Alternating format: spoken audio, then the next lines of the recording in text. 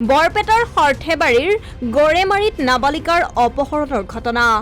মছজিদৰ ইমামৰ বিৰুদ্ধে গুৰুতৰ অভিযোগ পৰিয়ালৰ লোকৰ। ইমাম মনোৱাৰ হুছেইনে টিউচন কৰাৰ চলেৰে অপহৰণ কৰাৰ সন্দেহ নাবালিকাগৰাকীক।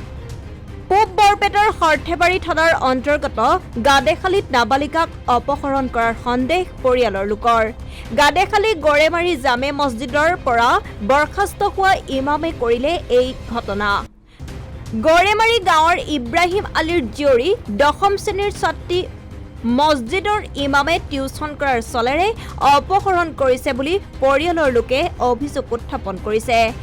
ইমাম মনোৱাৰ হুছেইনৰ ঘৰ বৰপেটা জিলাৰ কুকাৰপাৰৰ কঁঠালভুৰি গাঁৱৰ।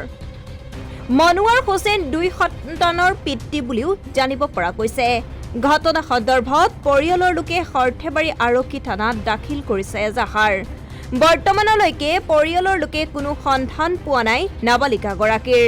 ঘটনা সন্দৰ্ভত পৰিয়ালৰ লোকে অসম চৰকাৰ আৰু আৰক্ষীক আহ্বান জনাইছে যাতে নাবালিকাগৰাকীক উদ্ধাৰ কৰে। ছোৱালী নাৰ্জু আহমেদ ৰাতিপুৱা 10টা 10:30 বজাত এই আইচক্ৰীম খাবলৈ গৈছিল।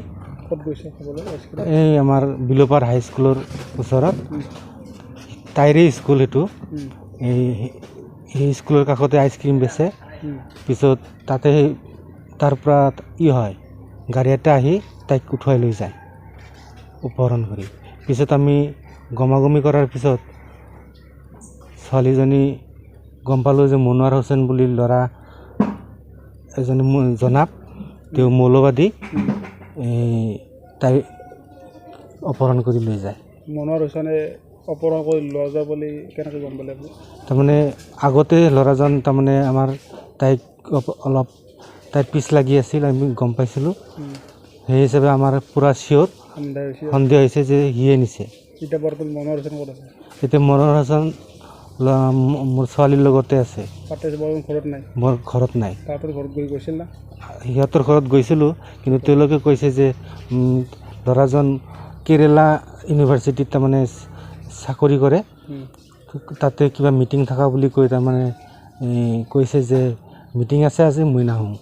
কিন্তু মিটিঙৰ কথা কৈ তাৰমানে তাইক লৈ ওলোৱাইছে। মানে মনোৱাৰ হুছেইন যিজন জনাত তেওঁ কি চাকৰি কৰে নেকি? চাকৰি কৰে ইউনিভাৰ্চিটি কেৰেলা ইউনিভাৰ্চিটিত চাকৰি কৰে। বৰ্তমান মনোৱাৰ হুছেইন নিয়া বুলি আপোনালোকে সন্দেহ কৰিছে আৰু? মনোৱাৰ নিছে সন্দেহ মানে চিয়'ৰ এইটো আৰু।